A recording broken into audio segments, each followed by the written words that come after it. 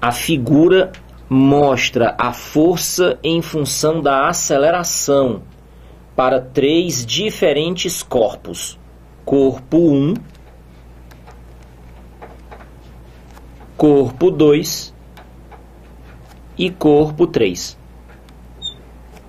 Sobre esses corpos é correto afirmar: o corpo 1 tem a menor inércia, o corpo 3 tem a maior inércia, o corpo 2 tem a menor inércia, o corpo 1 tem a maior inércia. Ora, o que a gente tem que ficar esperto nesse tipo de questão?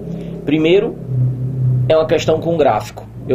Antes de mais nada, questão com gráfico, tu tem que olhar para os 2 eixos e ter certeza de quais grandezas o gráfico está falando.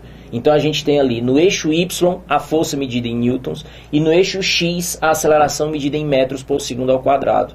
E aí entende o que é um gráfico. Um gráfico são 2 eixos. Tem o eixo Y, tem o eixo X. Então ele representa 2 grandezas físicas.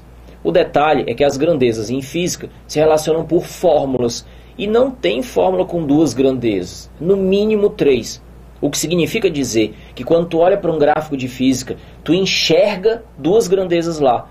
E com aquilo que você está enxergando, você pode deduzir pelo menos uma terceira grandeza.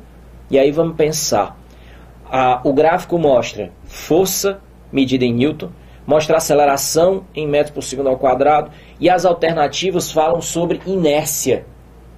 Ora, a gente diz em dinâmica que a massa é a medida da inércia. E, de fato, força, massa e aceleração se relacionam pela segunda lei de Newton.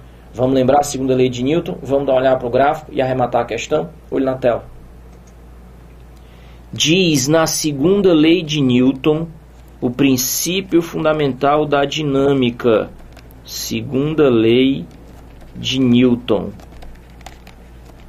Que a resultante das forças sobre um corpo é o produto da sua massa pela aceleração produzida. Logo, se naquele gráfico aparece a força e também aparece a aceleração, eu posso olhar para o gráfico e deduzir a massa. E segundo diz a dinâmica, a massa é a medida da inércia. A massa é a medida da inércia. E aí vamos lembrar o que é essa inércia.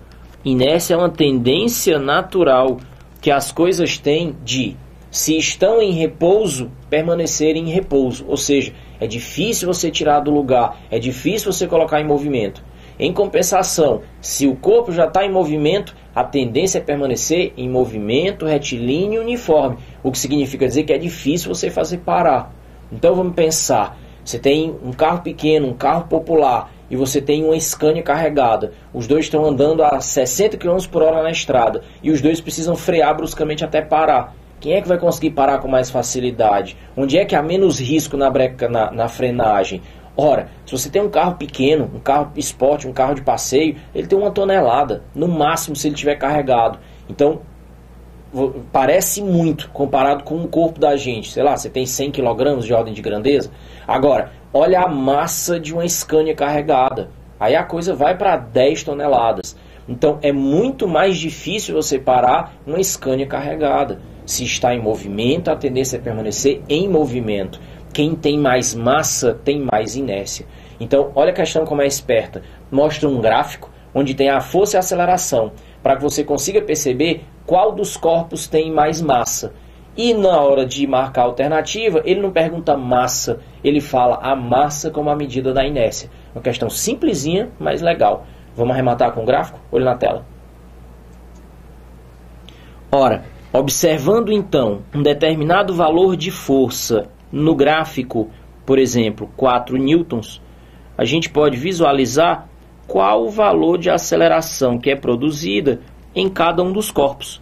O corpo 1 tem uma aceleração pequena, o corpo 2 tem uma aceleração média e o corpo 3 tem uma aceleração grande. Ora, com o mesmo valor de força, você consegue acelerar muito o corpo 3. A aceleração do corpo 3 é maior do que a aceleração do corpo 2. e tem dificuldade em acelerar o corpo 1. Ora, isso significa então dizer que o corpo 1 é aquele que tem maior inércia, é aquele que tem mais massa.